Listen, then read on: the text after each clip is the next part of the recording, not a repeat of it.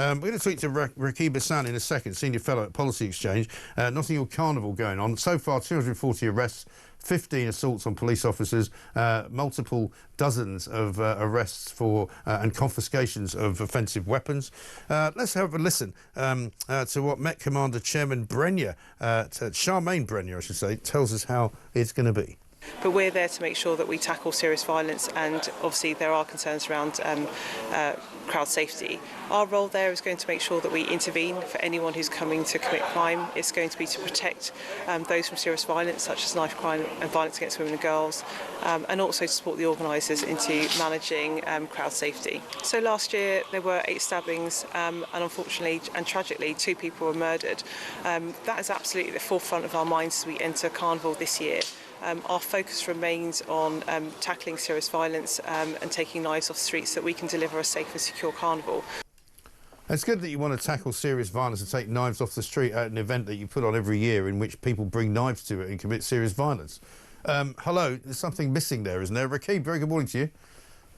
Morning, Mike. How are you? Yeah, very good. I had Rafe Heidelmann-Ku in this morning. He was saying if this was any other event that took place on an annual basis but had to have this many police to police it and make sure people were safe, and you had to walk everybody through, you know, knife arches and all the rest of it, it just wouldn't go on, would it? No, absolutely. And I'd almost go as far as saying that Notting Hill Carnival is afforded special protections. If this was a separate event where possibly the main attendees were of a different ethnic or cultural background, then I suspect that the political establishment and indeed our law and order institutions would adopt a different perspective on Notting Hill Carnival. Yeah, I think there's no question about that. But the police seem absolutely determined to let it go ahead. I mean, there was, I think, more calls than ever this year for it to be moved to Hyde Park. Sadiq Khan, at one point, was under quite a lot of pressure to do that. He then suddenly found another £1 million for extra security. Well, I think that how it's currently constituted, Notting Hill is not fit for purpose. It's unsustainable. Yeah. I think that there are growing concerns when it comes to the level of criminality and violence which takes place at Notting Hill Carnival. We know that in the build-up to this edition of Notting Hill Carnival, police made in the region of 100 arrests. And within that resulted in 21 people being recalled to prison. There was 11 guns which were seized, along with over 40 knives. So I think that tells you the kind of person, in a way, that the Notting Hill Carnival has the potential to attract. Yeah. Well, the thing that I found staggering in terms of the stats for it was that the police apparently had 16,500 people on a watch list. And they're running them all through this, you know, facial recognition system. But, I mean, if there's 16,500 people that they don't want to have there, you know, that tells you an awful lot, as you say, about the kind of people that want to go there. No, absolutely. And we saw that yesterday was Family and Children's Day. There was still 140 arrests. Now, 15 of those arrests were for suspicion of assaulting police officers. I think there's 52 for drug-related offences. This is on Family Day.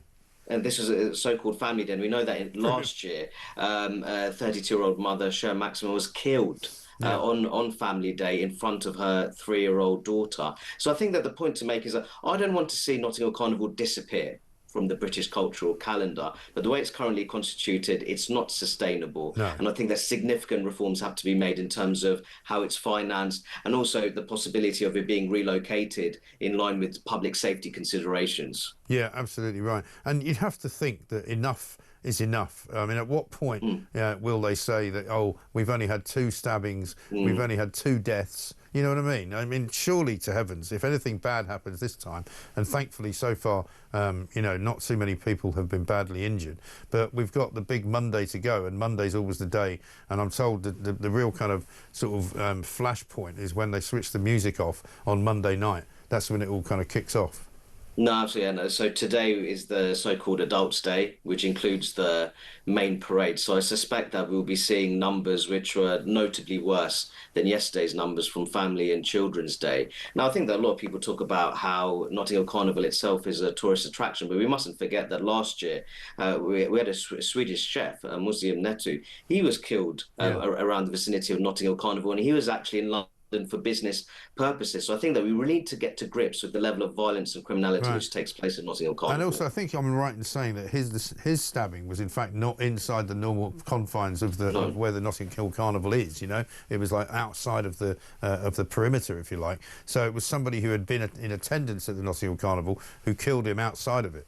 Yes, indeed. So that was a brutal physical attack. I think that that's an accurate description of it. Now, as I said before, Mike, I don't want to see it wiped off the British cultural calendar, but I think there's very serious questions to ask in terms of how it should be financed, the level of security, and also the level of disruption to local residents as well. We've known that Kingston and Chelsea Council, for example, they put these sort of respite schemes for elderly residents, shipping them off to the coastline just so they can get away from the public disruption within Notting Hill Carnival. Yeah. Absolutely right. Well, as I say, fingers crossed it doesn't get too terrible tonight, but we'll be reporting on it, I'm sure, tomorrow. Rakib, good to talk to you. Thanks very much indeed. Rakib Ehsan, Senior Fellow at Policy Exchange. This is the final day of the Notting Hill Carnival, as we say.